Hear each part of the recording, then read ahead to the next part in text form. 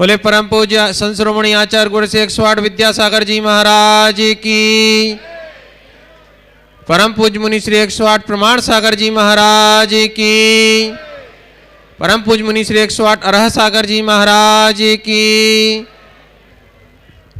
धर्म प्रेमी बंधुओं, विश्व की अनुपम कृति और इस भारत भूमि का श्रेष्ठतम पवित्रतम तीर्थ क्षेत्र शाश्वत तीर्थराज सम्मेद शिखर की तलहटी में स्थित गुणायतन परिसर में अष्टानिका महापर्व के पावन प्रसंग पर मूल संस्कृत निबद्ध सिद्ध चक्र महामंडल विधान के इस प्रारंभ दिन में आज के इस प्रथम शंका समाधान के सत्र का हम प्रारंभ करने जा रहे हैं। बंधुओं, जिस परिसर में हम बैठे हैं, यह परिसर और यह समय अपने आप में इतिहास बनने जा रहा है। यह ऐतिहासिक परिसर और यह ऐतिहासिक कार्य गुणायतन प्रणेता, प्रखर वक्ता, भावना युग प्रवर्तक परम पूज्य मुनि श्री 108 प्रमाण सागर जी महाराज की कल्पनाओं का साकार रूप है। हम सब इस प्रकल्प से मन वचन काय से जुड़े हुए हैं। हमारे आज कुछ परिवारजन नए रूप में हमारे परिवार से जुड़े हैं। मैं उनका यहाँ पर नामोच्चारण कर रहा हूँ। निर्माण निधि के रूप में श्रीमती निर्मला जैन धर्मपत्नी ब्रजमोहन जैन नादबई भरतपुर राजस्थान, श्री अवनीश कुमार जी जैन श्री सुलभ जी जैन गुड़गांव और श्री गुलाब चंद थेगिया झोटवाड़ा, ये निर्माण निधि के रूप में हमारे यहाँ से जुड़े हैं। वे इनके करतल ध्वनि से इनका अभिनंदन करते हैं और इनके भावों की अनुमोदना करते हैं। निर्माण सारथी के रूप में श्रीमती चमेली कमलचंद जी जैन, श्रीमती ऋचा पंकज जैन कुमार, अवनीक जैन सागर निर्माण सारथी के रूप में जुड़े हैं। मैं इनको आमंत्रित कर रहा हूं कि वो यहाँ पर आएँ। और गुणायतन परिवार की ओर से श्री अनिल जी जैन दुर्गापुर शिरोमणि संरक्षक गुणायतन और श्री प्रेमचंद जी जैन प्रेमी शिरोमणि संरक्षक गुणायतन, वो आएँ और इनका महानुभावों का अभिनंदन करें, इनका सम्मान करें। श्रीमती चमेली कमलचंद जी जैन, श्रीमती ऋचा पंकज कुमार, अवनी जैन सागर। इसके साथ सूत्रधार के रूप में हमारे साथ जुड़े हैं श्री विजय कुमार जी जैन, श्रीमती किरण प्रभा जैन, श्री नितिन ऋचा जैन ललितपुर, सूत्रधार के रूप में जुड़े हैं। मैं इनको भी आमंत्रित कर रहा हूं कि वे ये आएँ और हमारे समिति का अभिनंदन स्वीकार करें। सम्मानकर्ता के मैं आमंत्रित कर रहा हूं श्री सुभाष जी जैन सीईओ गुणायतन, मुख्य कार्यकारी अधिकारी श्री सिद्धार्थी जैन और श्री शैलेन जी जैन। इसी क्रम में हमारे साथ स्तंभ के रूप में जुड़े हैं, सूत्रधार से स्तंभ के रूप में प्रोन्नत हुए हैं श्रीमती सुधा रानी जैन धर्मपत्नी स्वर्गीय श्री रमेश चंद जी जैन, श्री राजन जैन आगरा। ये प्रत्यक्ष रूप से उपस्थित नहीं हैं, शीघ्रता से करें।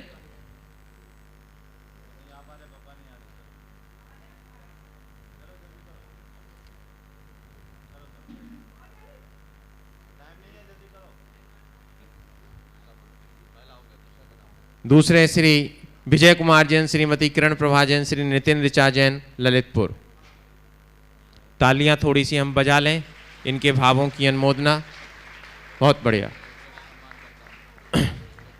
दूसरे के सम्मानकर्ता के लिए मैं आमंत्रित कर रहा हूं श्री सुभाष जी, शैलेन जी, सिद्धार्थ जी तैयार हैं। श्री विजय कुमार जी का सम्मान करेंगे। और सूत्रधार से स्तंभ के रूप में जुड़े श्रीमती सुधा रानी जैन धर्मपत्नी स्वर्गीय श्री रमेश चंद जी जैन, श्री राजन जैन आगरा, जो परोक्ष रूप से जो हैं हम करतल ध्वनि से उनका अभिनंदन करते हैं। संस्थापक सदस्य के रूप में हमारे साथ जुड़े हैं श्री सतीश कुमार जैन, श्रीमती अपर्णा जैन, अर्पित जैन, मानसी जैन, पूजा जैन गुड़गांव। मैं उनको सादर आमंत्रित कर रहा हूं और इनके सम्मान के लिए मैं आमंत्रित कर रहा हूं श्री चमनलाल जी जैन राजस्थली अपार्टमेंट दिल्ली, श्री राकेश जी जैन चांदी वाले आगरा और श्री निर्मल जी जैन SBI आगरा। श्री सतीश कुमार जी जैन साहब आ रहे हैं। और हमारे साथ एक और परिवार आज गुणायतन परिवार से जुड़ा है।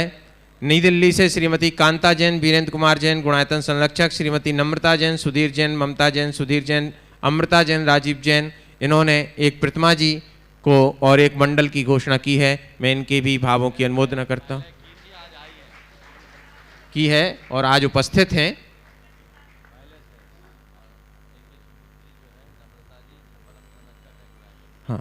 और जो इनकी सुपुत्री हैं श्री नम्रता जी, ये नम्रता सुधीर जी जैन, ये परम संरक्षक हैं गुणायतन, इनका भी हम करतल ध्वनि से अभिनंदन करते हैं, सम्मान करते हैं। इनके अभिनंदन के लिए मैं आमंत्रित कर रहा हूँ श्री सुनील जी जैन CFO, श्री प्रद्युम्न जी जैन और श्री विजय कुमार जी गंगवाल गुवाहाटी संस्थापक सदस्य गुणायतन।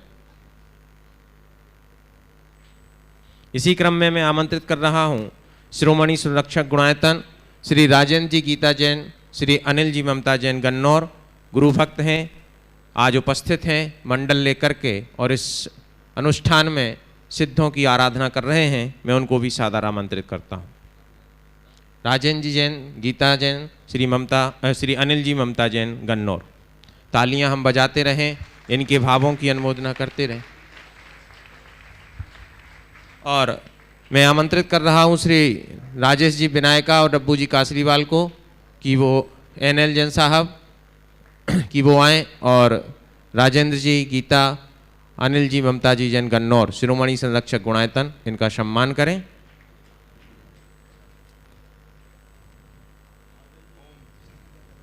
शीघ्रता से।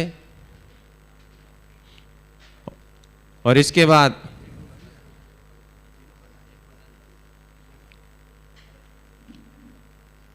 श्री सुनंदा प्रवीण कुमार पाटिल, श्री प्रवीण जय कुमार पाटिल सांगली महाराष्ट्र से ये सूत्रधार के रूप में हमारे साथ जुड़े हैं। मैं इनको भी आमंत्रित कर रहा हूं कि वो भी आएं और हमारे समिति का अभिनंदन स्वीकार करें।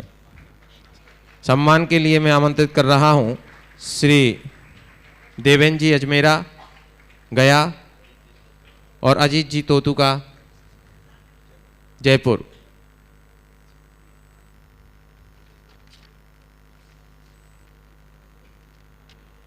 हमारे इस अनुष्ठान में जो लोग उपस्थित नहीं हो पाए हैं वो घर से बैठ कर के अपनी सहभागिता प्रदान कर रहे हैं। हमारे कुछ साधर्मी बंधु इस अनुष्ठान से जुड़े हैं, मैं उनके नामोच्चारण कर रहा हूँ। सिद्ध चक्र महामंडल विधान में पूजन सामग्री हेतु भोपाल से श्री सुरेंद्र कुमार जैन, इंद्रकांता, राकेश जी, रुचि जी, लक्ष्य जी गीत जैन सपरिवार 11,000 रुपये की राशि। जयपुर निवासी कोलकाता प्रवासी श्री राजेश सोगानी, उषा जी, रितेश जी, राहुल जी, राजीव जी सोगानी सपरिवार 11,000 रुपये। अलीगढ़ से श्री लक्ष्य हर्षिता, ईशान, प्रणव जैन, डॉक्टर सचिंद्र कुमार जैन सपरिवार 11,000 रुपये। आगरा जयपुर से ब्रह्मचारी दीपक राज जैन, विमल कुमार जी, वीना जैन सपरिवार 21,000 रुपये। पुणे से कुमारी स्नेह गोयल सपरिवार 11,000 रुपये इन्होंने पूजन सामग्री में प्रदान किए हैं। जीव दया के लिए रामगढ़ से स्वर्गीय एस जैन की स्मृति में श्री राजेश कुमार चूड़ीवाल सपरिवार 11,000 रुपये। गुणायतन में निर्माण कार्य के लिए सहारनपुर से स्वर्गीय प्रमोद कुमार जैन की स्मृति में श्रीमती राजुल जैन, चांदनी जैन कोठी वाले सपरिवार 21,000 रुपये। और त्यागी वृत्ति भोजनशाला में सहयोग के लिए नई दिल्ली से श्रीमती लक्ष्मी जैन धर्मपत्नी श्री सुमत प्रकाश जैन सपरिवार 11,000 रुपये की राशि दी है। हम करतल ध्वनि से इन सभी के भावों की अनुमोदना करते हैं। और जो भी महानुभाव हमारे इस कार्य में जुड़ना चाहते हैं और अपनी सहभागिता देना चाहते हैं वो विभिन्न चैनलों पर जो है नंबर यहाँ पर दिए हैं, उन नंबर पर अपनी स्वीकृति प्रदान कर सकते हैं। उन सब का नाम उच्चारण यहाँ पर किया जाएगा। और इसी प्रकार आज की इन औपचारिकताओं के पहला प्रश्न करने के लिए मैं आमंत्रित कर रहा हूँ श्री सुधीर जी, नम्रता जी, पुत्री सोनिया जी, सिडनी ऑस्ट्रेलिया, संरक्षक गुणायतन। और इसके बाद तैयार रहेंगे श्रीमान पुष्पेन जी, सविता जी जैन बांदा, शिरोमणि संरक्षक गुणायतन। अपने अपने स्थान पर ही प्रश्न करना है। व्यवस्थापक लोग माइक वहां पर पहुंचा दें। अगले क्रम में तैयार रहेंगे श्रीमान पुष्पेन, सविता जी जैन बांदा, शिरोमणि संरक्षक गुणायतन। जहां पर भी हो अपने स्थान पर खड़े हो जाएं। दोनों मुनिराजों के चरणों में त्रिवार नमोस्तु नमोस्तु नमोस्तु। गुरुदेव, सबसे पहले तो मैं यहाँ की व्यवस्था समिति को बहुत बहुत धन्यवाद देना चाहूँगी कि हर तरह से इतनी सुंदर व्यवस्था कि जितनी सराहना या प्रशंसा की जाए उतनी कम है। बहुत ही बढ़िया हर तरह से व्यवस्था की गई है। और मेरी शंका यह है कि महाराज श्री, मैंने जहाँ तक जितना मुझे ज्ञान है उसके आधार पे मैंने ही सुना है कि किसी भी जीव को अधिकतम 8 बार मनुष्य भव मिलता है।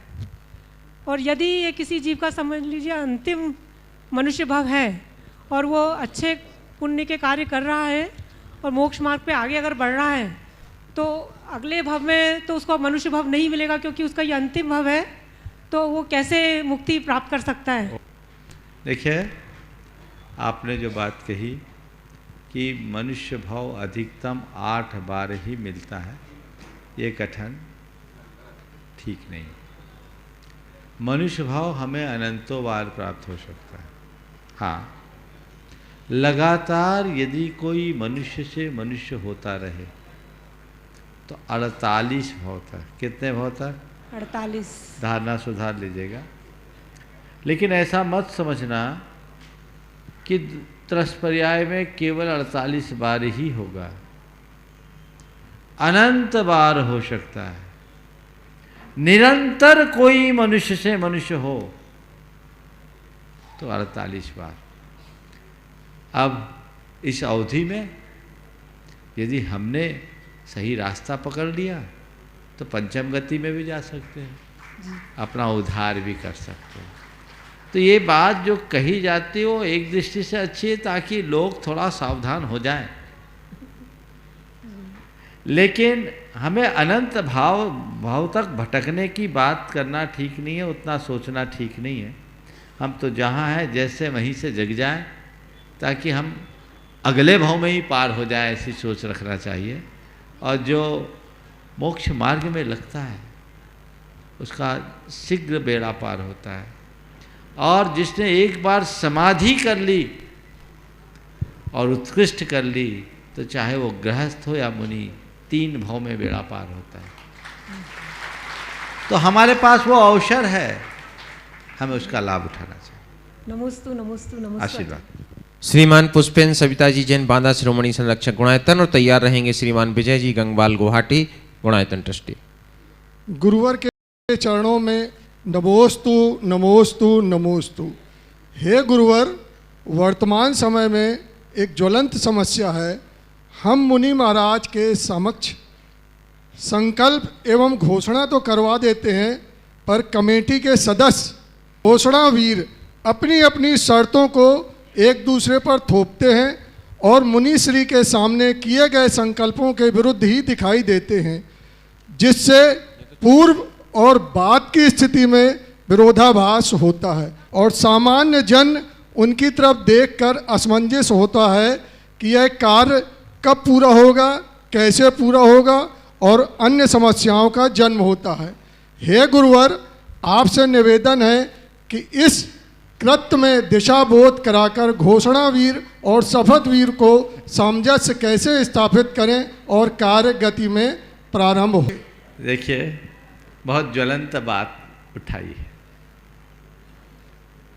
गुरुओं के सानिध्य और समागम पाने के समय हमारे भाव अलग होते हैं, और ऐसे समय में यदि कोई व्यक्ति किसी प्रकार का संकल्प लेता है तो उस संकल्प को वज्र संकल्प बनाना चाहिए और उसे पूरी तत्परता से पूर्ण करना चाहिए।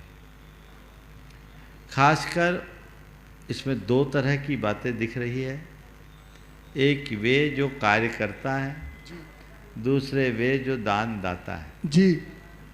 कार्यकर्ता शपथवीर हो जाता है और दान दाता घोषणा वीर बन जाता है। ये दोनों चीज़ें गड़बड़ करती जी। कार्यकर्ता अगर कोई शपथ लेता है, कोई दायित्व स्वीकारता है, तो उसकी नैतिक जिम्मेदारी है कि वह अपने दायित्व को अच्छे से परिपूर्ण करे और दान दातार या समाज के बीच जो बात कही गई है उसे 100% सही करे। हाँ, कई बार प्रसंग और परिस्थिति के अनुसार निर्णय बदलने भी पड़ते हैं।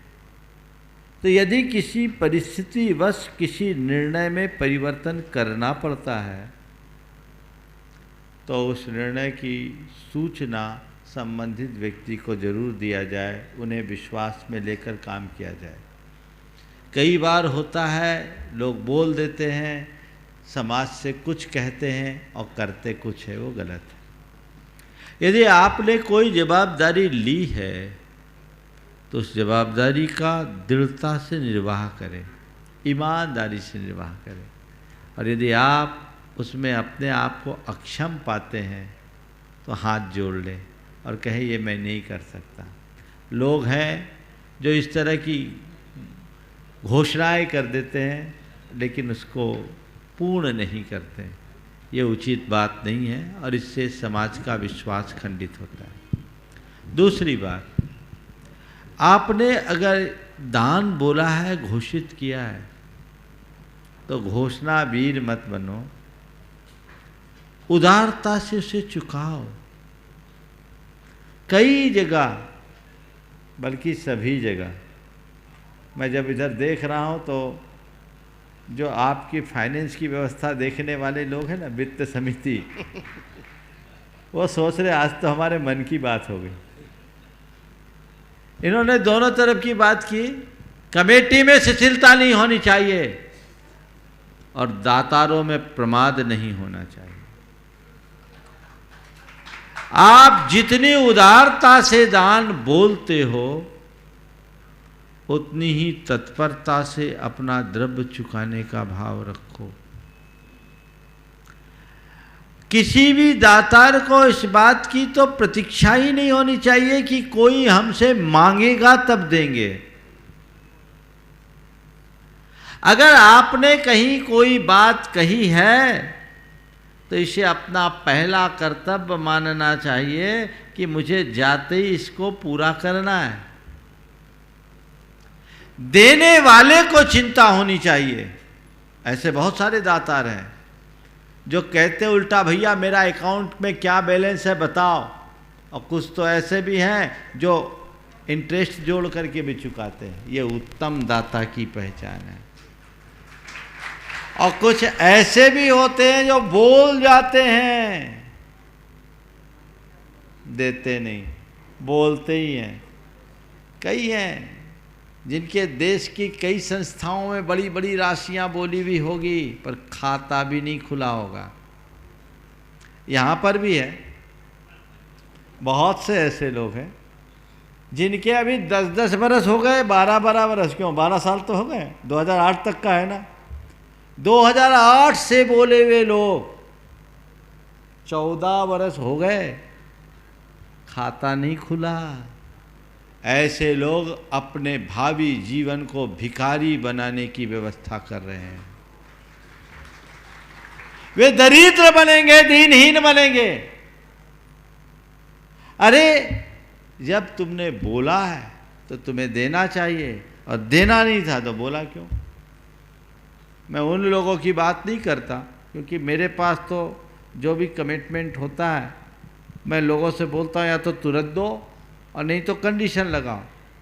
जिनकी परिस्थितियां बिगड़ गई वे अपनी परिस्थिति को सुधारने की प्रार्थना करें और अनुमोदना करें। लेकिन परिस्थितियां अनुकूल रहने के बाद भी जो नहीं दे रहे हैं वे महान पाप के भागी हैं। कहीं तो ये बताए कि महाराज आपका चौमासे का कलश भी घर ले गए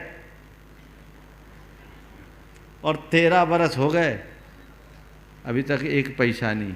अब बताओ ऐसे पापियों का क्या होगा?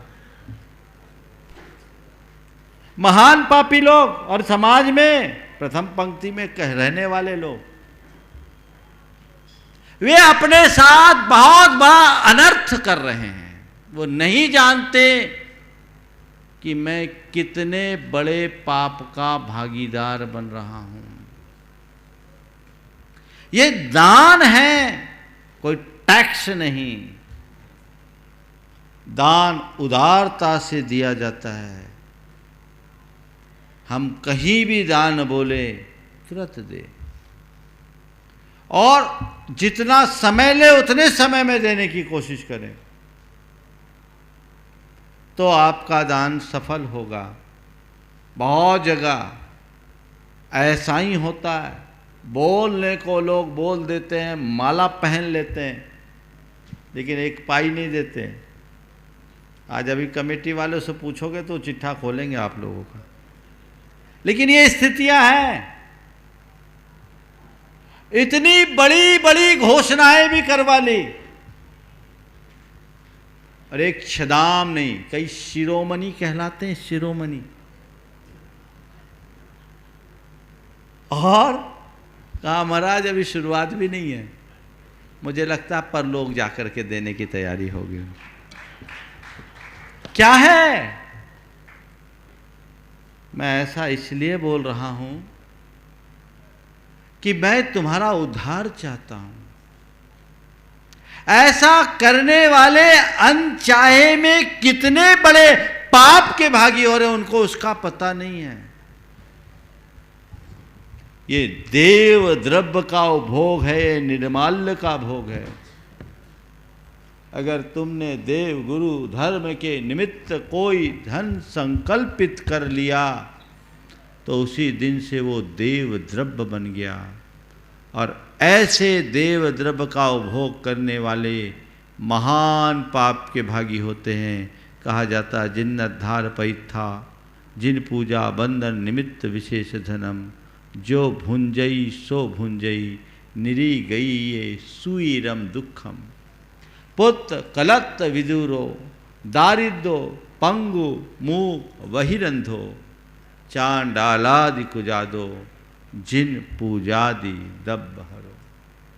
जीर्णोद्धार का पदार्थ, जिनेन्द्र भगवान के पूजन बंधन आदि के निमित्त अर्पित जो विशेष धन है, यानी जो कुछ भी देव द्रव्य है, इसका जो भोग करता है वो नरक गति में दीर्घ काल तक दुखों को भोगता है। वहाँ से कभी निकल कर आया तो पुत्र कलत से रहित होगा, दरिद्री होगा, पंगु होगा, मूक होगा, बहरा होगा, अंधा होगा, अनेक कुयोनियों में भ्रमेगा। कौन? जिन पूजादि दब्ब हरो। इसलिए जीवन में ऐसा कभी मत करना। कई बार ऐसा भी होता है, लोग बोल जाते हैं, बाद में भूल जाते हैं। आशय तो है देने का, पर याद नहीं। और बड़े बड़े आयोजनों में तो अक्सर ऐसा होता है, बोलियां बोलते हैं, एंट्री कुछ है नहीं, नाम लिख दिया पुष्पेन जैन। अब पुष्पेन जैन हिंदुस्तान का है कि पाकिस्तान का, कोई जानता ही नहीं। अब कोई एंट्री नहीं, न कॉन्टैक्ट नंबर, न कुछ। वो घर जाके भूल गया और आयोजकों के पास कोई संपर्क नहीं, वो अब क्या करे। तो अनपेक्षित पाप का भागी बनता है। इसलिए मैं आप लोगों को एक सलाह देता हूं, कहीं दान बोलो तुरंत दो, तुरंत नहीं देना है तो तुरंत जाके ऑफिस में लिखवाओ अपना नाम, पता, फ़ोन नंबर, और उनसे कहो भाई मैं जा रहा हूं, मुझे एक रिमाइंडर दे देना, ताकि मैं आपका पैसा, आपकी राशि तय समय में चुका सकूं। और कोई तुम्हें रिमाइंड करे ना तो उसे आभार मानना, बुरा मत मानना। कई लोग ऐसे बोल लेते हैं, माला पहन लेते हैं, और बाद में उनसे बोला क्या भाग जाएंगे, क्या दे देंगे, हमको फ़ोन क्यों करते हो, क्यों? है ना, सुदर्शन जी कहाँ हैं? उनके पास आप लोगों का चिट्ठा है। कहने का तात्पर्य ये है, यहाँ प्रमाद नहीं। कभी भी दान बोलो तो अपनी उस समय की परिस्थिति को देखकर बोलो, और उसका एक असेसमेंट करके देखो कि मेरी वर्तमान पोजीशन के अनुसार मैं कितनी कालावधि में ये दान चुका सकता हूँ। उसके भीतर आप संकल्प लो कि मेरी आज जैसी पोजीशन रही और मैं इस दुनिया में रहा, तो इस कालावधि में अपनी दान राशि में दूंगा। उससे बाहर कमिटमेंट मत करना, और जो कमिटमेंट कर दिया उसे चुकाने में ढील मत करना। तब आगे बढ़ोगे और तभी फलोगे, अन्यथा अटक करके रह जाओगे, भटक कर रह जाओगे। मैं एक ऐसे व्यक्ति को जानता हूँ जो हर जगह दान बोलता है, वो बोलता है, करता कुछ नहीं। लेकिन आपको क्या बताऊँ, एक दिन उसके बेटे ने मुझसे कहा, महाराज जी घर की हालत बहुत खराब है। जो कभी करोड़ों का मालिक था आज करोड़ों के कर्जे में है, गांव को नहीं मालूम। महाराज कोई उपाय बताइए। मैंने कहा कि भाई तेरे पापा ने अभी दान के बहुत राशियाँ बोली, उसका क्या हुआ? बोले महाराज कहीं दिया ही नहीं, केवल बोलते हैं, देते नहीं। हम लोग मना भी करते, उनकी आदत है। अभी भी कहो आ जाए आपके पास तो बोल देंगे। मैंने कहा अपने पिता से जा कर के कहो कि पहले भगवान का अकाउंट क्लियर करो, तभी तुम क्लियर होगे, नहीं तो उलझ करके रह जाओगे। वो अपने पिता को लेकर मेरे पास आया, मैंने समझाया, उसको बात जमी। आप देखिए व्यक्ति का भाव बदलता है तो क्या होता है। उस आदमी ने अपनी एक बड़ी प्रॉपर्टी बेची और प्रॉपर्टी बेच करके सबसे पहले जो जहाँ चुकाना था वो चुका दिया, जितना बना उतना चुकाया। और एक ऐसा शेयर उसके पास पड़ा था जिसकी बर्थ ही ख़त्म थी, वो सोच रहा था ये तो डिलिस्ट होने वाली है, फिर उदय आ गया और वो शेयर काफ़ी ऊंचे दाम पर चल गया, आदमी खड़ा हो गया। थोड़े परिवर्तन से बड़ा बदलाव असंभव नहीं है, पल में होता है। इसलिए अंतराय से बचना चाहते हो तो इसका जरूर ध्यान रखो, अन्यथा आत्मा के साथ घोर नाइंसाफी होगी। मैं नहीं चाहता कि ऐसा कुछ हो।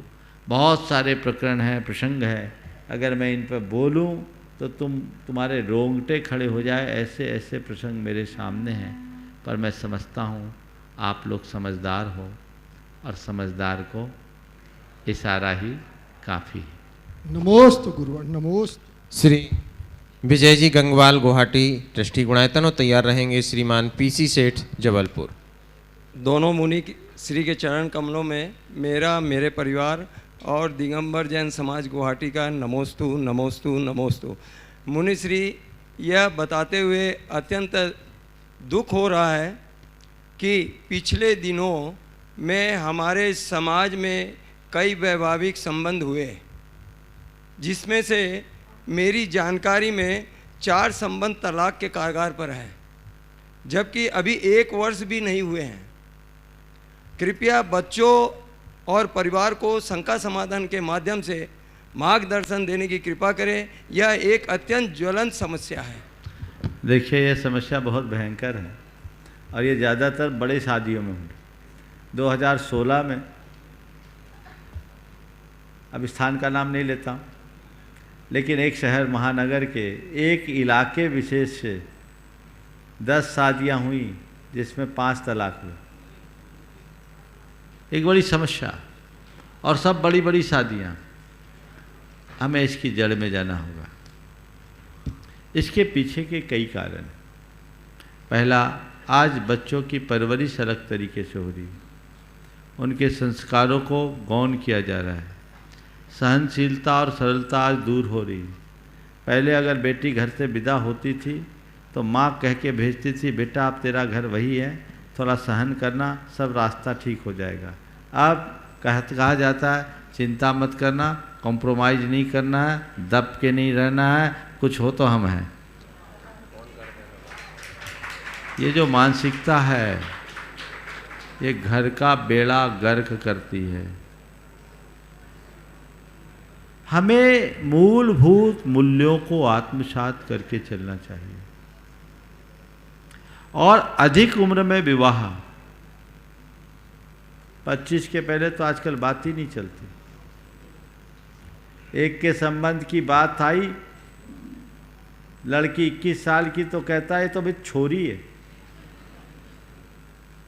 शास्त्र के अनुसार विवाह कन्या से होना चाहिए, 20-21 साल तक ही कन्या है, बाद में तो परिपक्व युवती बन जाती है, मामला गड़बड़ हो जाता है। फिर ज़रूरत से ज़्यादा पढ़ाई लिखाई, बड़ी गड़बड़। एक की तलाक क्यों हुई पता है? पत्नी का पैकेज पति से बड़ा था, ये रोना, नहीं एडजस्ट हुआ, तलाक हो गई। और कईयों में तलाक नहीं, सब तनाव है, खींचाता नहीं। ये जो ईगो है इसे दूर करना चाहिए। दूसरी बात, हमारी समाज की तटस्थ वृत्ति, तलाक हमारी समाज का कलंक है। अगर कहीं किसी के यहाँ पहले तलाक होता था तो पूरी समाज में हड़कंप मचता था। अब कुछ है भैया, आप क्या कर सकते हैं, सामाजिक दबाव ही खत्म हो गया और लोग दूसरे तीसरे रास्ते को अंगीकार करने लगे। और आपसी सरोकार कम होना भी इसका एक बड़ा कारण है। पहले लोगों का एक दूसरे से सरोकार होता था तो रिश्ते परिचितों के मध्य होता था। अब तो शादी.com या जीवनसाथी.com या फिर दलालों के थ्रू होने लगा। और दलाल को क्या करना, 2% आपसे लेना, 2% उनसे लेना, उसका काम तो सीधा होना है, तुम उलझते रहो। उसको तो दोनों तरफ से चांदी चांदी है। बहुत भयानक स्थितियाँ हैं। पहले माँ बाप सोचते हैं हमारे बच्चों का संबंध हो जाए, फिर सोचते हैं कैसे भी सेट हो जाए। ये एक बहुत भयानक समस्या है। इस पर हर पहलू पर विचार करना चाहिए, गंभीरता से विचार करना चाहिए और इसका रास्ता निकालना चाहिए। अन्यथा हमारी समाज को दुर्वस्था से नहीं बचाया जा सकता। इस तरह की घटनाओं के कारण कई बच्चे और बच्चियां तो विवाह से कतराने लगे और धीरे धीरे लोगों का रुझान लिव इन जैसे कंसेप्ट की ओर बढ़ने लगा है। ये आने वाले समय में हमारे समाज के लिए एक बहुत बड़ी समस्या का रूप लेने वाली है। हमारा धर्म, हमारी संस्कृति, हमारी सभ्यता सबका सत्यानाश कराने वाली है। इसलिए इसकी तरफ हमें बहुत बहुत ध्यान देने की जरूरत है और सावधान रहने की आवश्यकता। नमोस्तु गुरु। अगले प्रश्नकर्ता। नमोस्तु महाराज जी। दोनों महाराजों के चरणों में मेरी तरफ से, मेरे परिवार की तरफ से और जबलपुर समाज की तरफ से बारंबार कोटि कोटि नमस्तु। महाराज जी, मेरी शंका है कि निगोर से निकला हुआ जीव जिसके पास ना मन होता है ना इंद्री होती है, वह कौन सा पुरुषार्थ करता है कि वह मोक्ष को भी प्राप्त कर लेता है? इसी को बोलते हैं भवितव्य, इसी का नाम है होनहार। जी महाराज जी, समझ गए जी। कई चीजें हैं जो पुरुषार्थ से होती है, पर सब काम पुरुषार्थ से नहीं होता जी। बहुत सारे काम संयोग से होते हैं जी और महाराज। संयोग संयोग होता है, इसका कोई तर्क नहीं है, बस जो होए सो है। नमस्तु महाराज जी, नमस्तु नमस्तु। अगले प्रश्नकर्ता के रूप में तैयार रहेंगे श्री आशीष जी जैन, एडवोकेट फिरोजाबाद। उसके बीच में एक घोषणा और एक छोटी सी हमारा कार्यक्रम। श्रीमती सुधा जैन, धर्मपत्नी शिरोमणि संरक्षक श्री रज्जी लाल जी जैन, सुपाड़ी वाले सागर, इन्होंने 51,000 रुपये की राशि विधान में द्रव्य सामग्री के लिए घोषित की है। हम इनके भावों की अनुमोदना करते हैं। बंधुओं, ये परम सौभाग्य के क्षण हैं। 21वीं सदी में एक ऐतिहासिक कार्यक्रम हुआ और एक इतिहास लिखा गया। कुंडलपुर के बड़े बाबा के सानिध्य में लगभग 250 पिच्छियों के सन्निधि में पंचकल्याणक प्रतिष्ठा महोत्सव संपन्न हुआ। पिछले लगभग 1000 वर्षों के ज्ञात इतिहास में ऐसा कोई भी कार्यक्रम, अनुष्ठान जैन संस्कृति का नहीं हुआ जितना ज्ञात है। ऐसा एक महत्वपूर्ण कार्यक्रम पूज्य गुरुवर के आशीर्वाद और उनकी तपः साधना की फलश्रुति के रूप में हुआ। ऐसे उस महा अनुष्ठान में एक युगल हमारे बीच में उपस्थित है जिन्होंने माता पिता बनने का सौभाग्य प्राप्त किया। मैं चाहता हूं कि आज यह सदन उनके उन भावों की अनुमोदना करें, उनका अभिनंदन करें, उनका हम बहुमान सम्मान करें।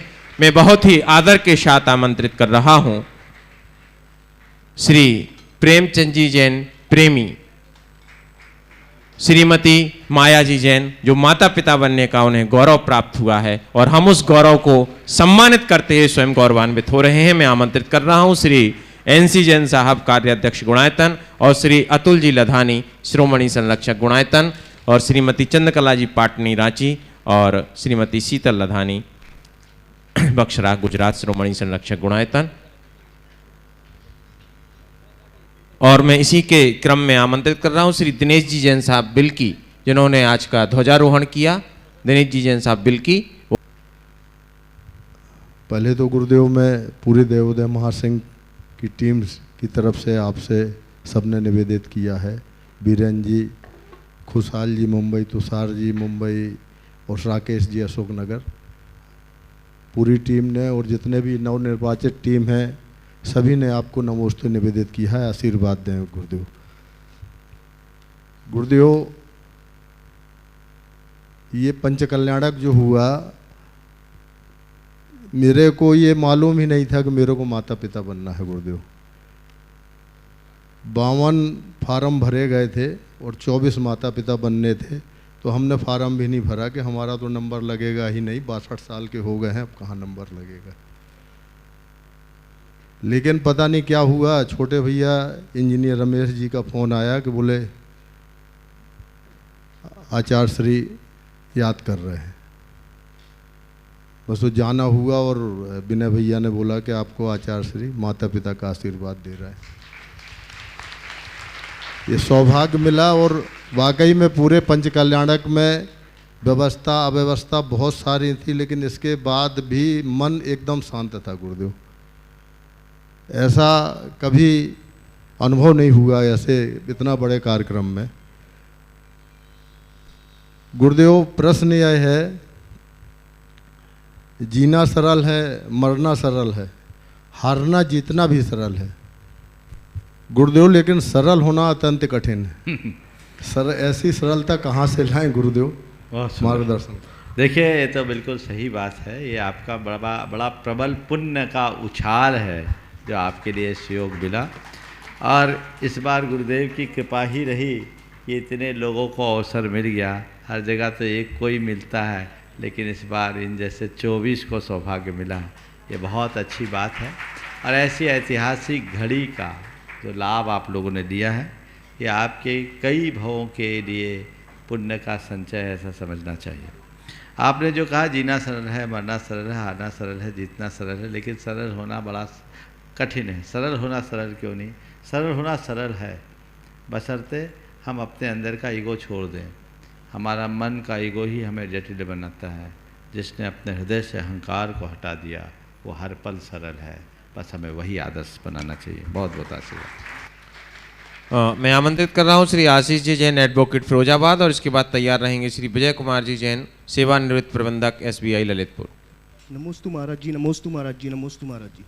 महाराज जी, नवकार के बारे में मेरा एक प्रश्न है कि नवकार में वर्णित अरहंत और सिद्ध में प्रथम स्मरणीय कौन है, और यदि 24 तीर्थंकर सभी घातिया कर्मों को नाश करने के बाद सिद्ध शला पर अष्टमूल गुणों के साथ विराजमान है, तो फिर उनको अरहंत मानकर स्मरण करना चाहिए या फिर सिद्ध मानकर?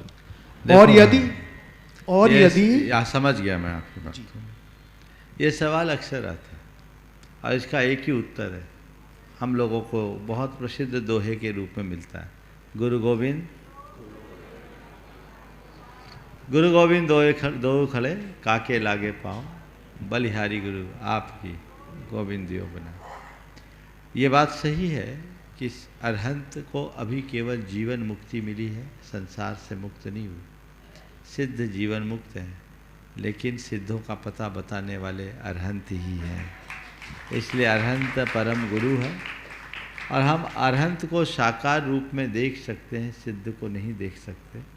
और साकार के बिना हम अपने भीतर के निराकार को पहचान नहीं पाते। इसलिए हमारे प्रथम आराध्य अरहंत है। ये बात सही कि जिन्हें हम आज अरहंत के रूप में पूज रहे हैं वो सिद्ध हो गए, लेकिन हम उनके सिद्ध स्वरूप को बाद में याद करते हैं। उनके अरहंत रूप को, अरहत स्वरूप को इसलिए याद करते हैं कि उन्होंने ही हमें सिद्धि का मार्ग बताया। तो हम उस दृष्टि से देखते हैं। कोई हमारे सामने उपस्थित रहे, हम उसी रूप में पूजें, ये कोई ज़रूरी नहीं। जिस रूप में हमारी पहली पहचान बनी हमारे हृदय में, वो हमेशा स्थायी रूप से अंकित रहता है। इसलिए हम सिद्धों को भी, अरहंतों को अरहंत रूप में, सिद्ध हो जाने के बाद भी अरहंतों को हम अरहत स्वरूप में पूछते हैं, और हमें वही दृष्टि रखनी चाहिए। नमोस्तु महाराज जी, नमोस्तु महाराज जी। श्री विजय कुमार जी जैन, सेवानिवृत्त प्रबंधक SBI ललितपुर। उसके बाद तैयार रहेंगी सौ प्रतिमा उदंक शाह पुणे। हे गुरुदेव, मुड़ीदेव के चरणों में बारंबार मेरी ओर से, मेरे परिवार की ओर से एवं सकल दिगंबर जन समाज ललितपुर की ओर से बारंबार नमोस्तु नमोस्तु नमोस्तु। हे गुरुदेव, बचपन से सुनते आ रहे हैं सम्यक दर्शन और मिथ्या दर्शन के बारे में, गुरुओं के मुख से भी और पढ़ा भी है कि सच्चे देव, सच्चे गुरु और सच्चे शास्त्र को मानने वाले को हम सम्यक दृष्टि मान सकते हैं या मानते ही हैं। तो क्या सिर्फ इतनी परिभाषा से ही हम स्वयं को या किसी भी कतिपय व्यक्ति को सम्यक दृष्टि मान लेना क्या उचित है, या व्यवहार की इन क्रियाओं के अनुरूप कार्य करने वाले आदमी अगर अप्रत्यक्ष रूप से या परोक्ष रूप से भी कोई अव्यवहारिक कार्य करे तो क्या उसे भी सम्यक दृष्टि मानना चाहिए?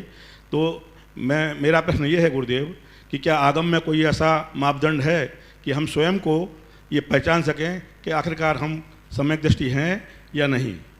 देखिए, सम्यक दर्शन सांप्रदायिक नहीं, सम्यक दर्शन आध्यात्मिक होना चाहिए।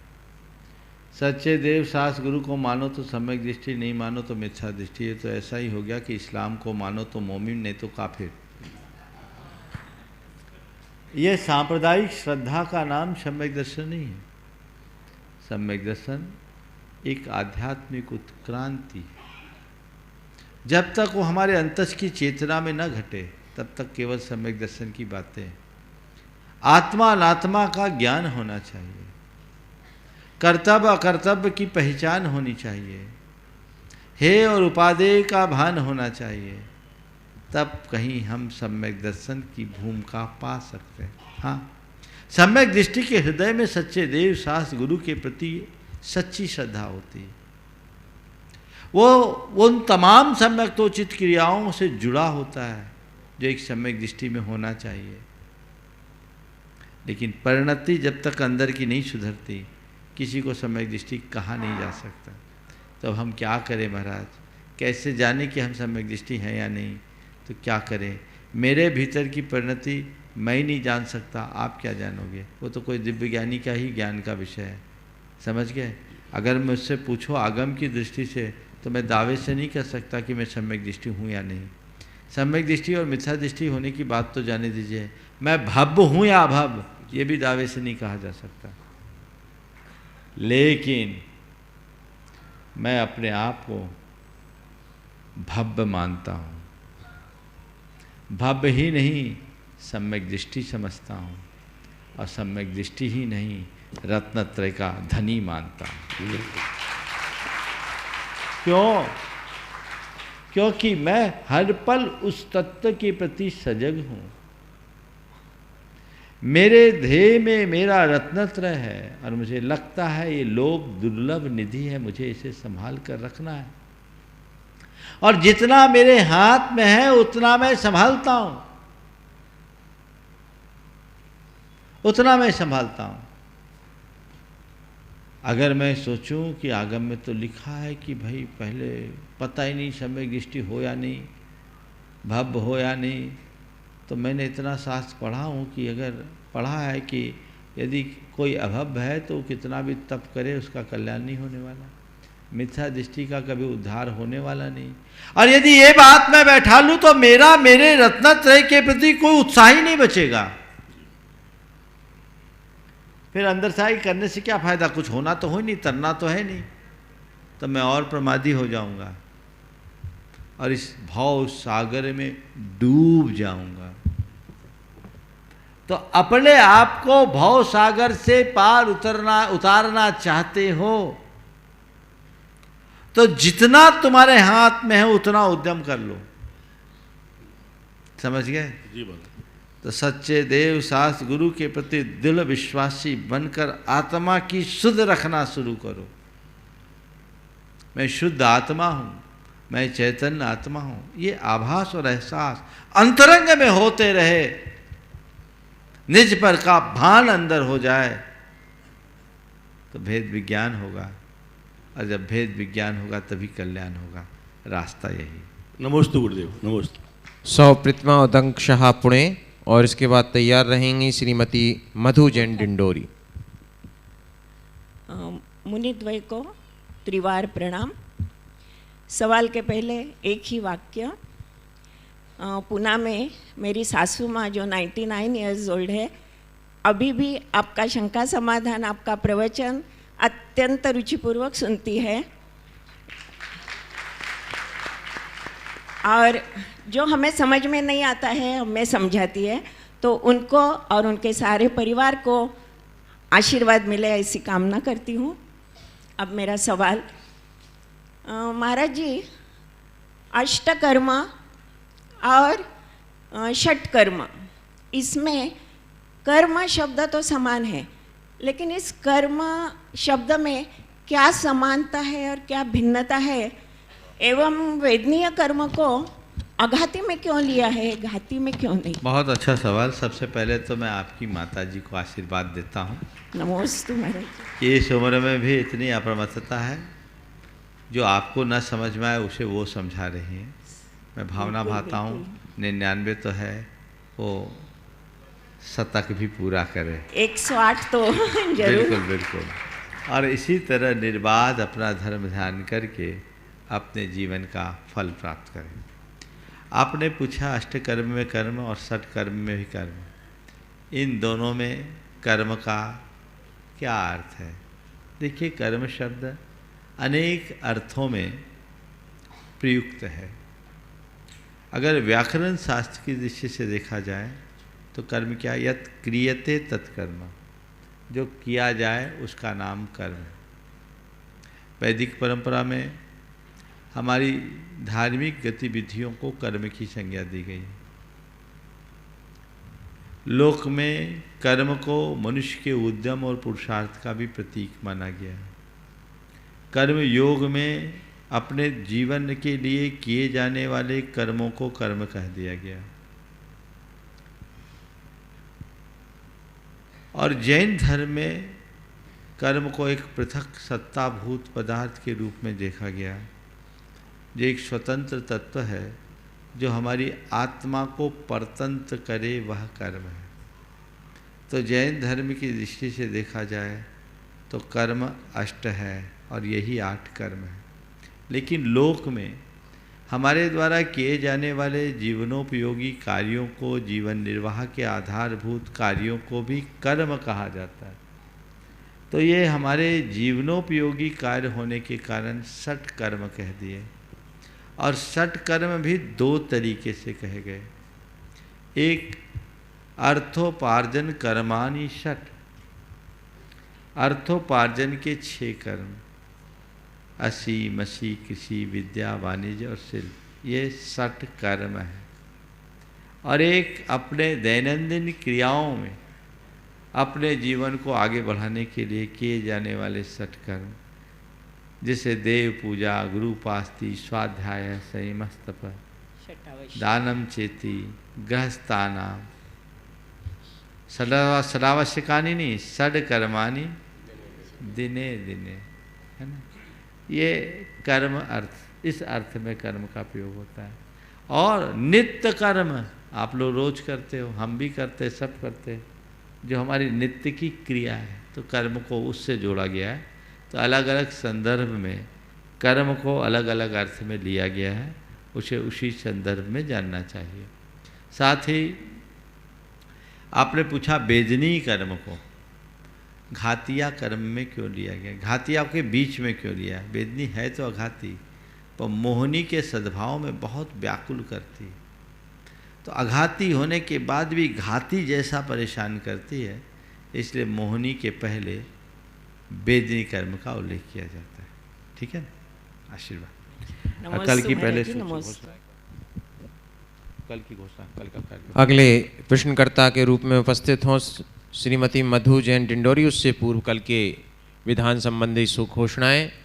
कल ठीक प्रातः 6:30 बजे आप सब लोग यहाँ पर उपस्थित होंगे और विधान संबंधी जो नित्य क्रियाएं हैं वो यहाँ पर प्रारंभ हो जाएंगी। जो लोग टीवी चैनल एवं प्रमाणक ऐप के माध्यम से अपने घर में जिनालय में बैठकर के विधान संपन्न कर रहे हैं, ठीक 9 बजे पूज्य गुरुवर का उद्बोधन हम सबको मंगल प्रवचन प्राप्त होगा और 9:20 से सिद्ध भक्ति प्रारंभ हो जाएगी और विधान की 8 बजे से और 9:20 से जो 9:20 पर सिद्ध भक्ति प्रारंभ हो जाएगी। जो लोग जिनवाणी चैनल के माध्यम से इस विधान से जुड़े हैं वो लोग 8 बजे से 8:20 तक जो है, यदि आपको उस पर जिनवाणी चैनल पर देखने में समस्या होती है, उसका बंद हो जाता है, तो आप आदिनाथ चैनल पर जो है वहाँ पर देख सकते हैं और प्रमाणिक ऐप पर निरंतर आबाद गति से आपको वो दोनों माध्यमों से इस विधान में सम्मिलित होने का लाभ मिलेगा। आदिनाथ चैनल, आदिनाथ के नंबर जो है वो हम आपको स्क्रीन पर जो दे दिए जाएंगे और आपको प्रमाणिक ऐप पर भी उपलब्ध करा दिए जाएंगे और इस पर आप देख सकते हैं। और अगले प्रश्नकर्ता के रूप में मैं आमंत्रित कर रहा हूँ श्रीमती मधु जैन डिंडोली। महाराज श्री के चरणों में त्रिवार नमोस्तु नमोस्तु नमोस्तु। महाराज श्री, मेरी शंका यह है, किसी अन्य व्यक्ति के प्रति अपने मन में बैठी अवधारणा को कैसे बदला जा सकता है? क्या ये जन्मजात से होती है? कृपया शंका का समाधान करें। पहले तो मैं अभी जो आपको सूचना दी गई, यह इस बार बहुत अच्छा सुयोग है, क्योंकि चैनलों में अपने अपने बहुत सारे कार्यक्रम होते हैं, तो बड़ी मुश्किल होती है उनको पूरे कार्यक्रम का प्रसारण करने के लिए। और इस बार आपको वैकल्पिक रूप में आदिनाथ चैनल का भी संबल है और आप उसका लाभ उठा सकते हैं। जैसा अभी आपको बताया गया कि 8 बजे से 8:20 तक जिनवाणी चैनल पर प्रसारण नहीं होगा। आज भी जिनवाणी चैनल पर 10 बजे के बाद थोड़ी देर के लिए विलम्ब हुआ, नहीं आया, आज जिनवाणी चैनल में नहीं आया। अच्छा, तो ये जब भी कटे तो मैं कहता हूँ दूसरे विकल्प को तलाश करके चलना चाहिए। मैनेजमेंट की दृष्टि से बहुत अच्छा है, ए नहीं तो बी तो होना चाहिए, ताकि हमारा काम चलता रहे, कहीं ना रहे। ऐसे खबर आ रही जिनवाणी चैनल की ओर से कि कल से नहीं कटेगा, और कटेगा तो दूसरा विकल्प आप सबको ध्यान में रख करके चलना है, और इससे बहुत अच्छा रहेगा। लोग विधान घरों में बैठकर बहुत उत्साह के साथ कर रहे हैं, तो उनको किसी तरह का व्यवधान न हो, इसका सभी को ध्यान रख करके चलना है। और जो कार्यक्रम आपको बताया गया सब समयबद्ध होगा। आज तो पहला दिन था, हालांकि फिर भी गाड़ी बिल्कुल समय पर आई। कल 9:20 पर सिद्ध भक्ति हो जाएगी, आप लोग समय पर आएंगे और उसका लाभ उठाएंगे। सवाल है कि किसी व्यक्ति के प्रति बनी हुई अवधारणा को हम कैसे बदलें। देखिए, अच्छी और बुरी अवधारणा कई कारणों से बनती है। हमें जैसी सूचनाएं मिलती है, हमें उस व्यक्ति के संसर्ग में रहने से जैसा अनुभव होता है, ये भी हमारी अवधारणा का कारण बनता है। और किन्हीं किन्हीं व्यक्ति के प्रति हमारी जन्मजात अवधारणा बन जाती है, पूर्व संयोग से भी संबद्ध होता है। अगर किसी के प्रति अच्छी अवधारणा है तब तो कोई बात नहीं, अगर किसी के प्रति बुरी अवधारणा बन गई है तो हमें उस व्यक्ति को निकटता से देखने का प्रयास करना चाहिए और अपने पास उपलब्ध सूचनाओं की समीक्षा करनी चाहिए। कई बार ऐसा देखने में मिलता है कि उन समीक्षाओं के बाद यथार्थ कुछ और दिखता है, और जब हम व्यक्ति के निकट आते हैं तभी उस व्यक्ति को सही तरीके से समझ पाते हैं। सुनी सुनाई बातों के आधार पर हमें कभी किसी के प्रति कोई धारणा नहीं बनानी चाहिए, जब तक कि हम उसे निकट से न देखें, क्योंकि ज़्यादातर बातें उड़ी हुई होती है। लोग आधी अधूरी सूचनाएं या नमक मिर्च लगा करके अपनी बात फैला देते हैं, तो उससे कई बार होता कुछ है और प्रस्तुत कुछ और हो जाता है। अच्छे लोगों का साथ भी हमारे हाथ से छूट जाता है। तो जल्दी किसी पर विश्वास मत करें और जल्दी से किसी के प्रति कोई गलत धारणा न बनाएं। यदि धारणा बनती है तो उसे थोड़ा निकटता से परखने की कोशिश करें, उसे सत्यापित करके देखें।